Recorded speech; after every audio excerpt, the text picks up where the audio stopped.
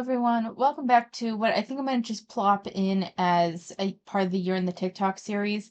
This was meant to be a far longer video, but as I was poking around, getting some stuff set up for this video, it kind of became obvious that I don't know how much I'm going to be able to cover. Our original plan was my original plan was to cover basically the entirety of JaeBae's website or her links or whatever the fuck this is, and then move on to her Instagram and some of the facts around her getting arrested.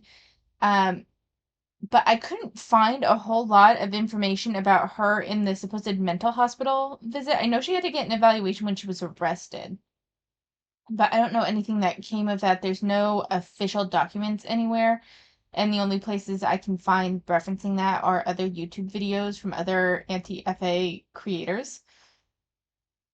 So, and I don't want to just like steal their content or whatever. So we're just kind of at a point where I can just kind of go over this briefly. One issue with her website, this is what we get every time. No matter, I've tried a couple of different browsers, nothing. This is just what we get. Nothing much I can do about that. I was kind of looking up her mental hospital visit, but I'm getting shit from 2023, 2022. She hasn't been on her Twitter in over 2 years. So, like, there's nothing specifically about whatever happened with her. Now, we do have someone on the Haze Influencer Snark subreddit talking about how she got a Class C felony. I do have that full docket up, and we'll be able to take a closer look at that from the actual website. But then the rest is just, of course, just kind of snark in the comments. There's not a whole lot to build off of there. So the only thing left that we have is this video that she had. Actually, I'm getting kind of curious because she's okay. I'm actually getting kind of curious. We're going to close this out, start it over, and fully listen to what it's showing and seeing if maybe she has a voiceover or something to go with it.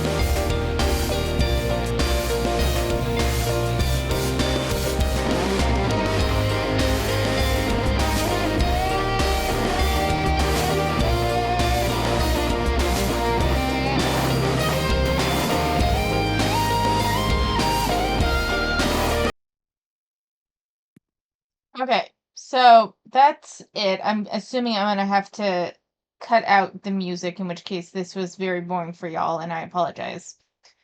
But now I'm gonna go ahead and read her entire post, and we're gonna try to get a glimpse of what happened. So, this is the update. I don't know. So I could not find like the original one. It's like whatever happened, she deleted that portion and just gave us the update. So it says update, I am safe. I am now safe. My perpetrator is going to be served. I have a chat with a police department number.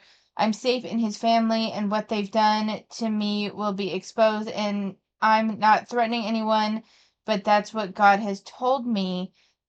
I thank you all for the help that you've given me, but I no longer need your help. God is in his hands, and you will know my story one day, but for now, I need to take a break. I'm a survivor of domestic violence, and honestly, when you hear the story, it's going to bring tears to your eyes. Thank you for your support, but at this time, I have nothing else to say. Once I'm ready, I will share my story with you. Thank you for everything. I need help more than ever right now. I've been through some of the toughest moments of my life over the past year, physically, emotionally, and mentally.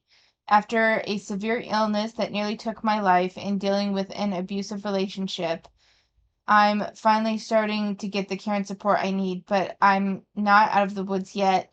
And right now, I'm in a hotel trying to find a way out of this town and away from the danger I've been living in. I've had to make some hard decisions and reveal things that I've kept hidden for a long time. Some of what's been posted under my name wasn't even from me.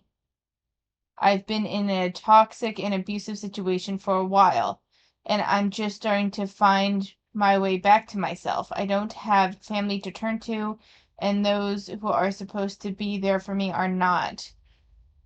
If you've ever been impacted by my content, or if you have the ability to help, I'm asking for your support now. Whether that's financial assistance, a place to stay, or just helping me get connected with someone who can. My safety is the priority right now, and anything you can do will help me take the next step to rebuilding my life. I'll be honest with you, things are uncertain, but I'm fighting. I've been through a lot, and I still have a long road ahead, but I'm not giving up. If you can help, please reach out. I'll get back to you when I can. Thank you for your support and understanding. With gratitude, Jay. And that was the last post on her Instagram, and that was on February 22nd. Now, if we take a look at the docket here, and this is from Kennewick Police Department. This was, release date. Her booking date was February 28th. Her release date was back in May. Did not know that. So her first charge was assault 3, which is a Class C felony. So that's concerning. She had bond for that and another one, but we'll get to that. One count of criminal trespass in the first degree, which is a gross misdemeanor.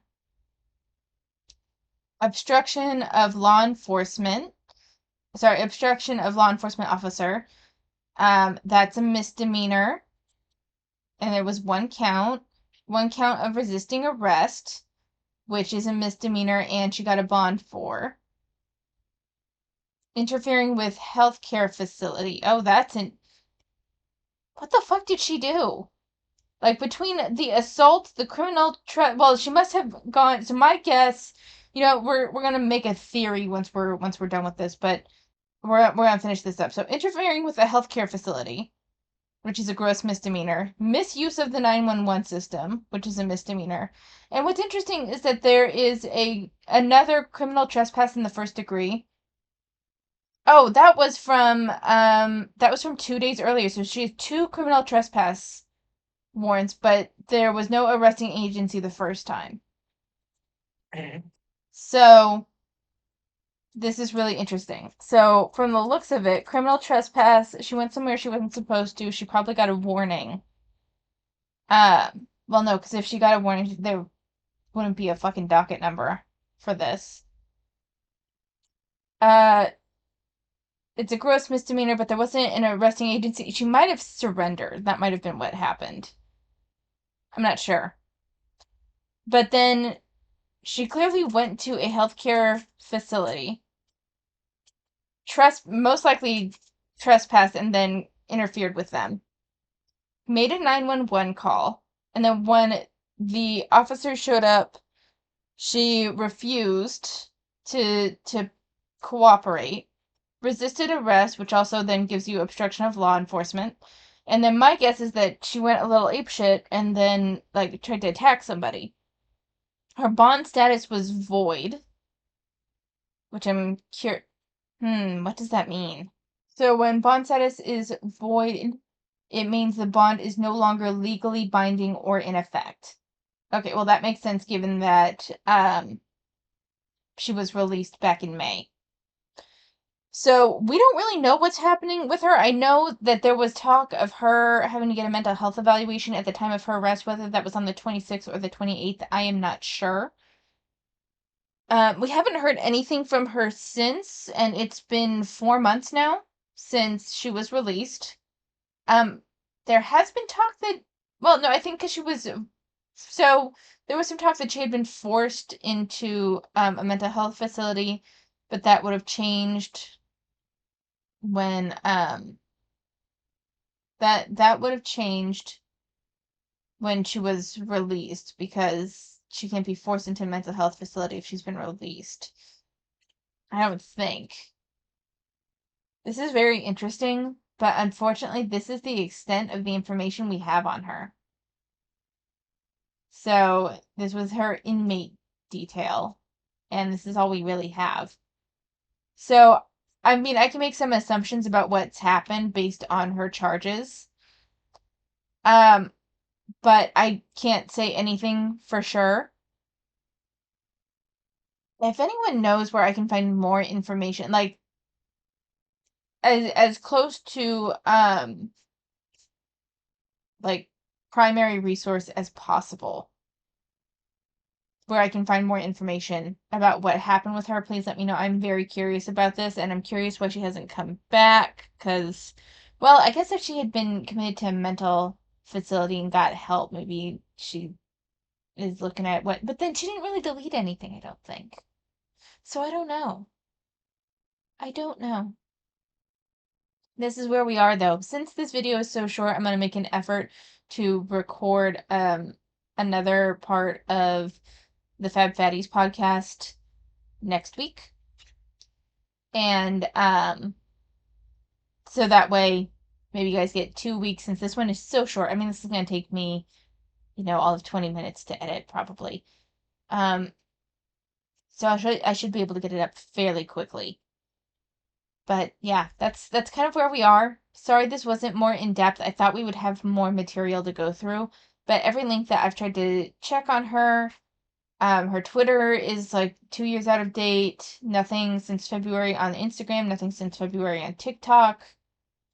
This is just kind of where we are, So if you guys have any additional information, let me know. Otherwise, this is kind of where the trail ends. So thank you so much for watching. Take care of yourselves, and I will see you next time.